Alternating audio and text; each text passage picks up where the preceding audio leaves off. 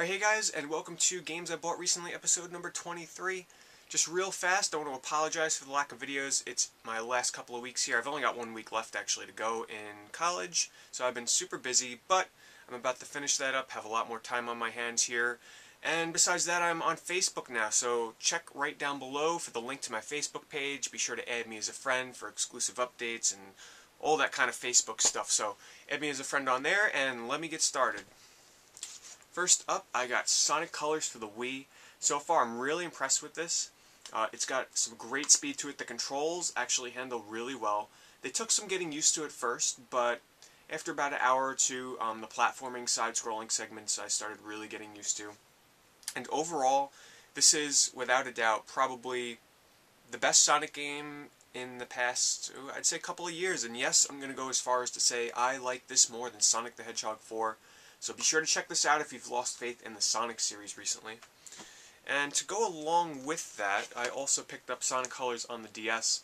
This is very similar to the Sonic Rush series on the Nintendo DS, which isn't a bad thing, except now that you have the power-ups. This is a very solid 2D platformer, very fast-paced, so if you're looking for something with a little bit more platform action where you can actually think where you're moving, you gotta plan your jumps, you might want to go with something more like Sonic Colors, because there's some excellent platforming in that on the Wii. The DS version is very fast-paced, just like the Rush titles.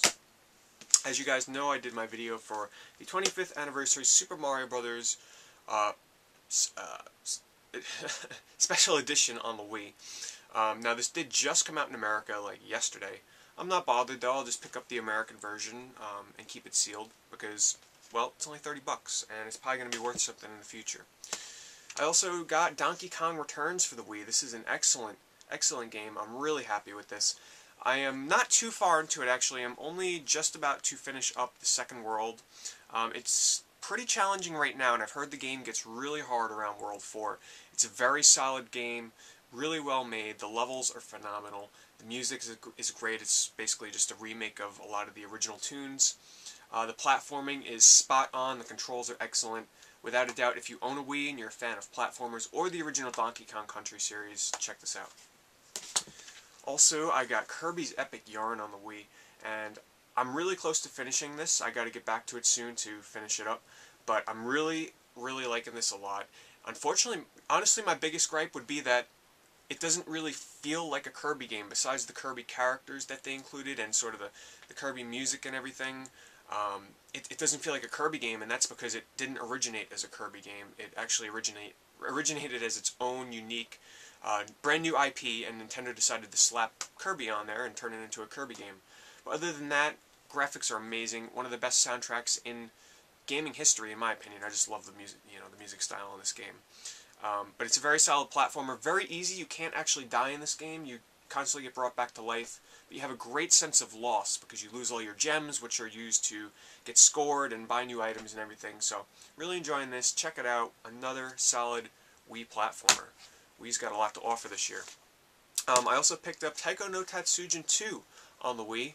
I've been banging away on my drums, and I actually have the third one coming into me, so I really love this series. It's a shame that it never got brought out to the United States, so thank God I got my Japanese Wii, or else I wouldn't be able to experience this excellent rhythm music game series. This actually has a song on there from Dragon Quest IX, the opening theme song. Found that really funny. And I forget, I might have mentioned this in the last games I bought recently, but I want to mention it really fast again. My games are falling all over here. Taiko no Tatsujin 3 on the DS. Decided to pick this up. I'm really going for the whole series, at least on the Wii and the DS, and I'll just really quickly pick up the game that fell and get to that next, which is Etrian Odyssey 3, The Drowned City. I mean, guys, I haven't done games I bought recently for 3 months, and it's been a while since I played this game. When I first got it, I was playing it non-stop. I'm telling you, I must have been playing this like 5-6 hours a day. I was addicted. If you're a fan of dungeon crawlers, without a doubt, if you love the original Etrian Odyssey 1 and 2, the Dark Spire, first-person dungeon crawls, if you like grinding, building up a unique team, and, watching them evolve, get new moves, check out Etrian Odyssey 3. This is, without a doubt, the best in the series. It's the most well-balanced in terms of your character creation and the way they level up in the classes. If you hate grinding in RPGs, if you hate challenging games, if you like story and, basically not having to be in a dungeon 95% of the game, avoid this. However, check it out for sure. I also got the art book to go along with that, but I'll show you that in a second because it's on the bottom of the pile. Fallout New Vegas, not as good as Fallout 3. The opening to this game, the beginning, the first hour or two were really disappointing to me. It didn't really grip me like Fallout 3 did, which I thought had an amazing opening couple of hours there in Fallout 3. I gave it more of a chance though, and once I was able to blow some guy's head up with some bat that I found when I turned a corner, I was like, yeah, this is Fallout. I haven't played it in a while though. As I've said, I really haven't played too many games in the past couple of weeks because I've been really busy. But this is one that I'm really not sure if I'm going to go back and revisit quite yet. But it's definitely good if you like the Fallout series. In my opinion, though, I don't enjoy it as much as Fallout 3, and it's very buggy. I was having some trouble with this. Arms glitching out all over the place. I got Need for Speed Hot Pursuit, and this is a fantastic racing game. The graphics in this, first of all, are amazing. It feels like a Burnout game, obviously, because it's made by Criterion, who made the Burnout series. But it's a lot of fun. The sense of speed is great. It's not very... The controls are a bit more tight than a Burnout game. It's not as arcadey. It's super, super fun to play this online. 4 versus 4, play as the cops, have to chase down the other 4 racers and make them crash. You get to use helicopters and spike strips, and the racing in the single player is great. It constantly feels like you're earning something new because there's a leaderboard system that's integrated into the game, and it's constantly letting you know when you beat a friend score. Highly recommend this if you like racing games, especially Burnout. Without a doubt, pick up Need for Speed. Let's get into some retro stuff here. I got some new Vectrex games, which if you were lucky enough to catch my live stream of Vectrex about a month ago, I showed off some of these, or all of them actually. I got Starhawk, which was the least impressive of the bunch that I played. Fortress of Narzad, a very challenging but fun game. Pretty rare on the Vectrex, not one of the rarest, but pretty uncommon. Rip-Off. And I was really impressed with this one, Cosmic Chasm, which is basically like this little open world game where you gotta go up and blow up the planet and then run away through this maze. Really impressive. I got some more Vectrex games on the way. Loving my Vectrex. Majin and the Forsaken Kingdom on the Xbox 360. It's still sealed, but I got this on Black Friday from Amazon.com for only $13 because I had a $10 credit. Why not? Free shipping, $13. Can't wait to try that out. Gran Turismo 5. I'm running out of breath here already, so bear with me. Gran Turismo 5. I actually think I'm going to sell this game. I'm not as into it as I had hoped I was. The graphics didn't blow me away as I'd hoped they did, like the Gran Turismo HD demo did a couple of years ago. It's very, very... Obviously, I should have known this, but it's very racing simulator. As people have been saying, it's a great simulator, but not that great of a game. The menus are sloppy. Yeah, I'm just not into tuning cars and watching tons of loading screens and having to watch a 1-minute video every time I unlock a new car. It's just not really for me. I'm more of a Need for Speed kind of guy, I found out. So, Gran Turismo 5, not my kind of thing, but if you love the series, if you love racing simulators and tuning your cars and all that stuff, you'll love that game. Call of Duty Black Ops. Not as good as Modern Warfare 2 or Modern Warfare 1 in my opinion. Actually, you know, I think I've kind of grown tired of the Call of Duty series, I'll be honest. I had a lot of fun with this online for the first week or two. Playing it online and everything. It was fun. It just doesn't have that oomph that, you know, the first couple of games had for me when I played them. I have not got around to playing the single player on this yet. I've heard it's great, so I want to check it out. But, you know, I think I'm to that point now where I'm starting to move past the Call of Duty series. It's just not doing it for me anymore. Maybe it's because I wasn't, you know, maybe I had such a long break from the series that I wasn't feeling it, sadly. To save me some time, Enslaved, Odyssey to the West, I did a review on this game, so be sure to check that out. In short, though, I really enjoyed it. It's a great action-adventure game, great character development. Castlevania Lords of Shadow. I got some mixed opinions on this. For one, I love the environments. I love just... It has a great adventure feel to it.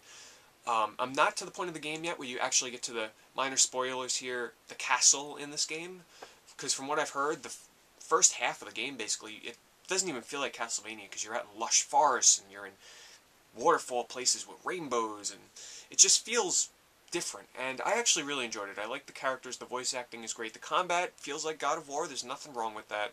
The combo system is okay, there's a lot of moves that, you know, they kind of just feel tacked on for the heck of it. And it's pretty challenging, but overall I'm liking it. It's a great action-adventure game that I would recommend. Even if you're a fan of the Castlevania series, go into this not expecting a Castlevania game, because I also believe this originated as something other than a Castlevania game. I think it was just called Lords of Shadow, and they slapped the Castlevania name on. So go into it not expecting Castlevania, and I think you'll be pleasantly surprised.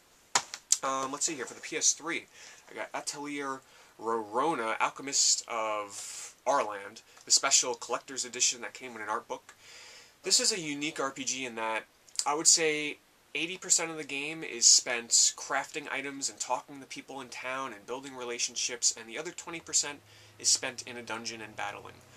So if you don't like crafting in RPGs, I highly suggest you avoid this game, but if you love crafting new items and going on fetch quests, it kind of feels like, to me, Harvest Moon meets a typical action or typical turn-based RPG.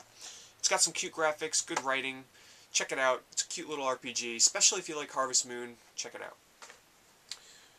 Let's see here. Samurai Basara, or Sengoku Basara Samurai Warriors. I picked this up because it's been a while since I've played a Dynasty Warriors game, and this kind of seemed like it was going to fill the void for me. It's very actiony, very over the top, crazy combos. It's a good game. It's got some pretty low review scores. I wouldn't totally agree with them myself, because people that are going to buy this game totally know what they're getting into. If you want a great hack and slash beat 'em up, mindless fun, you know, level up your character, get new moves. It plays like Dynasty Warriors, but think Dynasty Warriors meets Bayonetta, and that's Sengoku Basara. Also available on the Wii, by the way. Civilization 5 on the PC, I still have not opened that up because I know that's going to be a big time sink. Wizardry 8 on the PC. Sadly, I cannot get this to run on my computer, though I am getting a new one soon, which I hope I will be able to get that to be compatible with this, because I had a really big urge to play this game. The demo worked on my computer, but not the actual game, sadly. I've heard great things about this, though. Assassin's Creed Brotherhood. I have not played Assassin's Creed 1 or 2, so I went into this, I started with the single player, and I was totally lost. I didn't know any of the story, I didn't know what was going on. Jumped onto online, I had some great fun with it. One of the most unique multiplayer experiences that I have played in the past couple of years. You basically play as assassins online. You have to try and assassinate people while people are trying to assassinate you. So while you're trying to blend into the crowd, people are trying to assassinate you, and you're trying to kill people that are blending into their own crowd. So it's a very unique experience. It's got some team-based gameplay, some 4 vs 4 stuff going on, or some free-for-all. Free-for-all is just crazy. It's a lot of fun, though. It's very different. It doesn't really hold up after a couple of plays. You know, I knew I was going to get bored of it fairly quick. I'm not sure if I'll go back to it. It was kind of fun for the first week or two I had it, but I think I've moved on.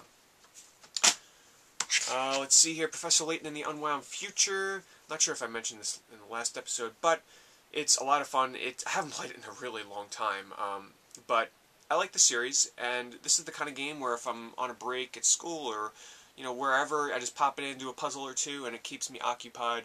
If you're looking for some great brain teasers and a good story to back it up, check it out. Not sure if I mentioned this either last time, but that is Snowboard Kids on the Nintendo DS. I'm a big fan of the originals on N64, and this is actually pretty terrible. I tried playing this game, and it's bad, okay? It's not that good. The touch controls in here are just... It's not Snowboard Kids. I would say avoid it if you're a fan of the original series. Don't expect much from it.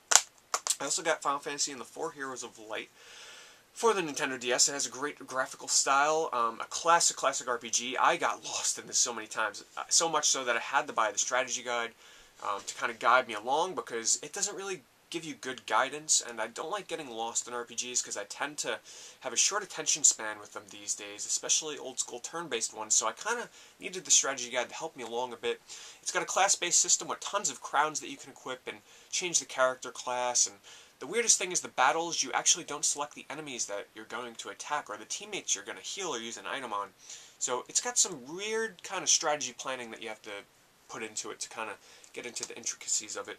However, if you enjoy the original Final Fantasy series and you're looking for something a little bit fresh and unique, check this out. I'd recommend it. Here's probably one of the most unique and interesting Nintendo DS games that I played. One of the most unique and cool games the whole year. And I always get the order mixed up, but I'm going to get it right for the video. It's 9 Hours, 9 Persons, 9 Doors. If you are a fan of Hotel Dusk, or Trace Memory, or any text adventure, any adventure-style game, interactive novels, on the DS, you have to get this game. I highly recommend it. Believe it or not, this would be one of the most highly recommended games from this episode of games I bought recently, if you fall within that genre. Phoenix Wright as well, if you like that series. Check this out. Long story short, it's heavy on the story. It's got some voice acting in there. It's told through some excellent writing. The translation of this game is a really strong point. And it's sprinkled with bits of long puzzles where you have to kind of navigate throughout rooms and find clues and mix items together to kind of escape. The main premise of the story is you wake up on a ship, you find a couple of other people that woke up on this ship where you were basically poisoned or put to sleep by this guy in this gas mask, and you don't know, no one knows what they're doing on the ship, and they're locked inside, and they have 9 hours to escape before the bombs in their bodies blow up and kill them. They all have to make it out alive, and they have to team up and do all these. It's crazy. I'd love to explain it more, but it's a pretty intricate game. So maybe I'll do a review on this. Oh God, I should have never said that. Next up is a game that I was pretty disappointed by, and that is ZHP Unlosing Ranger versus Dark Death Evil Man. And it's a roguelike RPG that I should have known. I was never really a fan of the Disgaea series. There was just something about that series, whether it be the art style or just the humor in it. But this is very similar to that in a roguelike style. Roguelike meaning it's a RPG where you only play as one character, and once you die, you lose your equipment and you lose all your levels. However, this game rewards you for dying. The more times you die, the stronger your character gets the next time that he's basically reincarnated. It's one of those games where you take a step, the enemy takes a step. It's grid-based, kind of in the environments that you travel throughout. If you played Chiron the Wanderer, or Izuna the Unemployed Ninja, or any other roguelike game of this sort, and you enjoy those, check this out. For me, though, it was a little bit of a letdown. And here's that Etrian Odyssey 3, or Etrian Odyssey art book I was telling you guys about before. I got this for pre-ordering the game. Also, I got Ys Oath and Felghana and Ys 7. Between the two, Oath and Felghana is such a much better game. This is a remake of Ys 3 that was originally on the Super Nintendo and Sega Genesis. It might have been on something else, I'm just not sure. And it was originally remade for the PC in Japan only, and they ported it to the PSP. This is a great action RPG with a really fast-paced battle system, excellent music, and it really rewards you for killing enemies fast. The story is pretty basic, though. Would I recommend it for the story? No, I'd absolutely recommend this for fans of action RPGs, or if you enjoy a really excellent soundtrack with some pretty nice graphical touches. I have to admit, this game really stands up still on the PSP. It looks great. As opposed to Ys 7, and the reason why I do not like Ys 7 as much is because I've never been a fan of RPGs where you switch between 3 different characters, and this game forces you to switch between different characters to exploit enemy weaknesses. I've just never been a fan of that. Especially in action RPGs, any RPG, I've just never been a fan of that. Still a great game. It looks good. It's really fast-paced. Great music as usual. But if I had to recommend either of these, definitely go with Oath and Felghana over Ys 7. Take it lightly, though. I'm not a Ys fan since the beginning. I'm kind of just starting to discover the series now, so take that for what you will. Real quick, I picked up Castle of Illusion, starring Mickey Mouse and Alex Kidd in Shinobi World on the Sega Master System. I have not had a chance to play either. And lastly, and almost the last one actually, is Burning Rangers on the Sega Saturn. Finally got it for a decent price, and this is a great game. I went into it really not knowing too much about it. I always thought this was some kind of RPG series for all these years, and I actually found out that it's a game where you put out fires and you collect crystals and rescue people. And that's about it. It's pretty short. I beat the first level, which took about 45 minutes. Really unique game. It uses the Nights into Dreams engine. It's created by the Sonic team, so it's got elements of Sonic in there with the gem collecting, and you get hit from an enemy or a fire, you lose your gems, they get scattered about, and it's got elements of Nights into Dreams, kind of. It has a similar feel from using the same engine. Unique game. Is it worth the price of admission? I would say so. I've never really played anything like it. The graphics to me are pretty beautiful, even though some people really don't think the Saturn graphics hold up these days. I think it's great. It's very colorful. So if it sounds interesting to you, a firefighter game from Sonic Team, check it out. And lastly, a game that really surprised me. I'm really in love with this game so far from what I've played, and that's Albert Odyssey Legend of Eldine on the Sega Saturn. Now, this is a RPG that originated, I believe, on the Super Nintendo. It was a 16-bit RPG that luckily was ported over to the United States on the Sega Saturn by Working Designs, and what I love most about this game is the writing. It's hilarious. It's got some good voice acting in there, by my standards. But no, really, it's got a great balance of comedy and super seriousness. Just when you're in like a serious part of the story, you know, some crazy, silly thing will come out. I mean, there was a part in here where you go into a house and there's a mother that says, "My daughter started learning Ebonics at school." You go and talk to the little girl, and she's like, "Yo, who be this? Yo, what up?" I'm like, this is some RPG, you know? What RPG does that? One of the options for one of the NPCs was to simply give him the finger. So, needless to say, if you're looking for a pretty comedic RPG with some great writing and a great story, really good music, by the way. It's turn-based. There's some pretty lengthy loading times, but overall, if you're a fan of classic turn-based RPGs, especially the Final Fantasy series, check out Albert Odyssey. It's a little pricey, though, but I would recommend it. Thanks, guys, for watching. Now that I got some more time on my hands, I'm going to be working on a ton of videos here, so stay tuned. I promise I won't make you go a month again without a video. So, oh, check out Facebook. Don't forget.